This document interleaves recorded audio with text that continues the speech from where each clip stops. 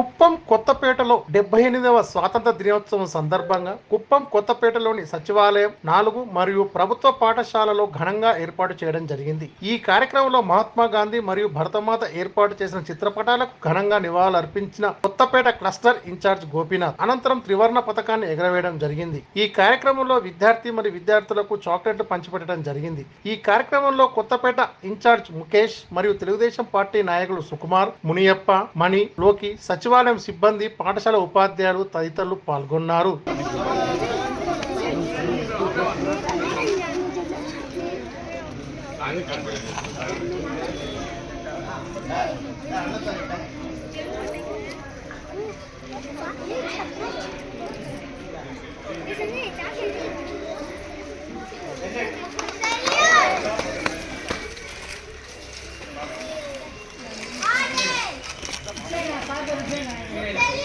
Mukesh